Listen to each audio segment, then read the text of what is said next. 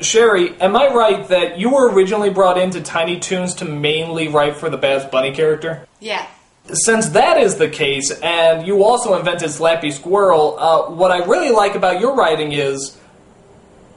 we have another reviewer called the Nostalgia Chick, and she has a term called the Smurfette Principle. And this is about how a children's show wants to be gender neutral by throwing in a token chick, pretty much. And it's almost a cliche to say men can't write for women, but most of these female leads were written as females first before they were written as actual characters. And I can say, growing up with Bab, Slappy, Dot... I always saw them as characters first before I saw them as females. And I guess what I'm wondering is, was there ever a conscious effort to fight how females were being written in anime shows at that time, or was this just how you saw the characters? I was never really into girly girl characters when I was young. I remember liking Groucho Marx and Harpo Marx. I liked Bugs Bunny the best out of the Warner Brothers. I liked Gomez on the Addams Family. I always liked the funny one, you know? And so I was never into princesses or any of that kind of thing. So it didn't really factor in for me to write from that perspective for Babs or any of the girl characters that I wrote for, because it wasn't how I looked at the world. And no one ever said, oh, you know, let's bring in girl issues for Babs or for Dot or for anyone. And I don't think I would have, first of all, known. In fact, I know I wouldn't have known how to do that very well, because I don't look at the world that way. I didn't try to make Babs one of the fellas, or I didn't try to make Dot one of the fellas. Certainly not Dot, because, I mean, there's a lot of fun to be had with her playing up her girlish charms that she knows, or at least she thinks she knows what she's got. No, I wasn't conscious. It was just the way I sort of approach things. Well, let's talk about the animation. The animation was always great, but it did seem to have a lot of variations. The style would change very often. Sometimes it would be very solid, other times it would be very bouncy, sometimes it was subtle, sometimes it was exaggerated. How did that work? Was there different animation groups? Did it depend on the director? Like 5 different companies that would, you know, be farmed out a certain short. We were employing most of Asia at the time.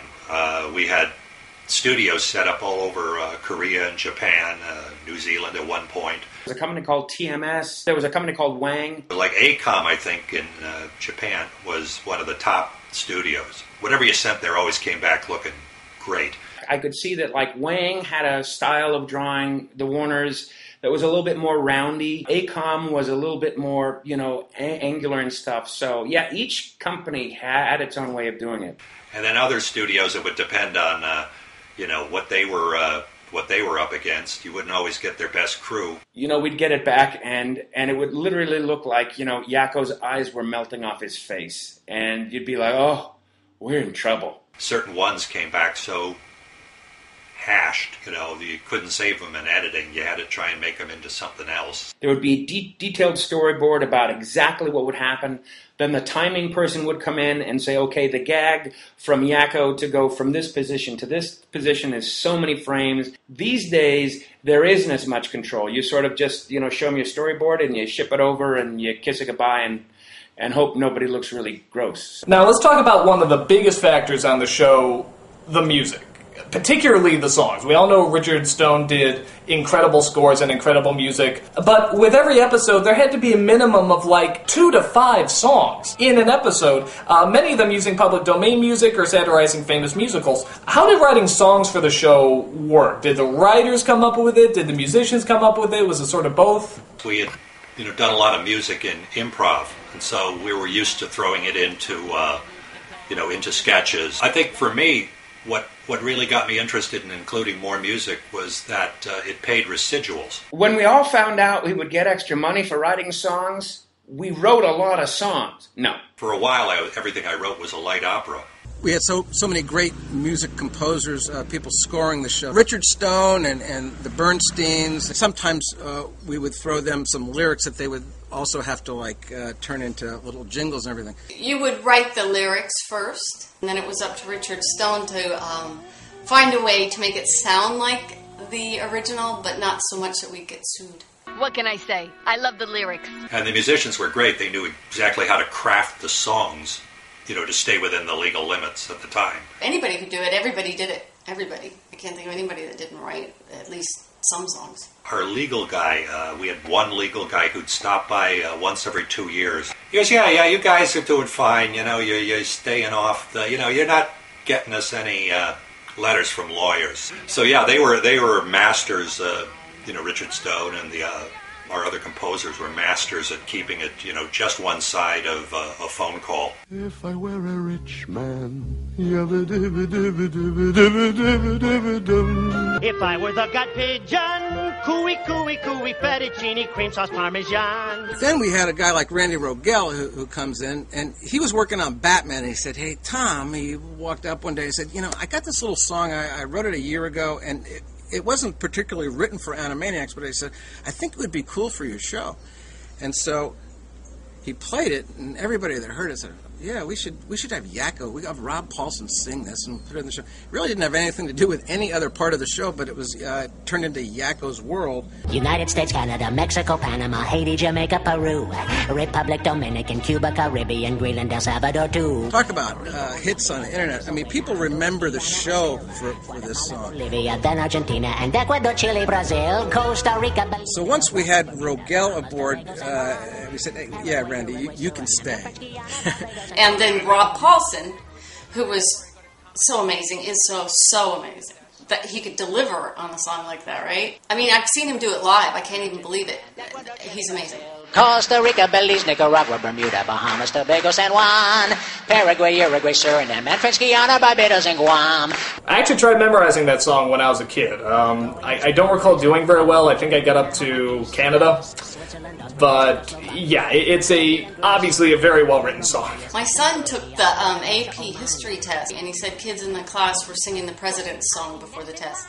So I thought that was pretty funny. John Tyler, he liked country folk, and after him came President Folk. Zachary Taylor liked to smoke, his breath killed friends whenever he spoke. Then it became, once Tom saw how successful he was at the first one, then it just became, well, let's let Randy, name all the planets, let's him, name all the molecules, and I don't know what I'm saying, but you know what I mean? So then we would literally throw Randy a song idea, like, how about, you ever been stoned, Randy? I don't think Randy has ever been stoned, but, when you contemplate the universe, Randy, like the whole universe could be on the head of a pin, And so then he wrote Yakko's Universe, which I think is just a beautiful song. 'Cause there's 100 billion galaxies that stretch across the sky, filled with constellations, planets, moons, and stars. And still the universe extends to a place that never ends, which is maybe just inside a little jar.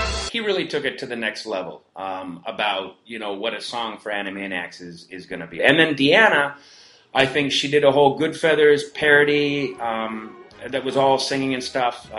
That was not I couldn't even, that just made my head hurt. With Les Miserables, that was Deanna Oliver who did that.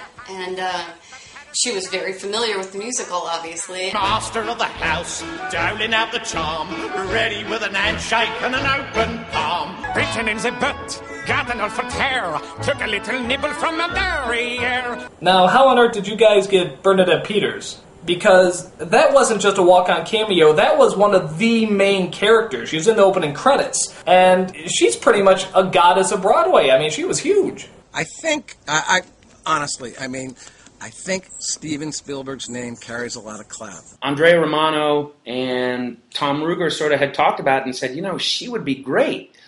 Boy, if only we could get her. And then everyone's like, Steven. I know that Andrea Romano was putting it out there to a lot of singers first.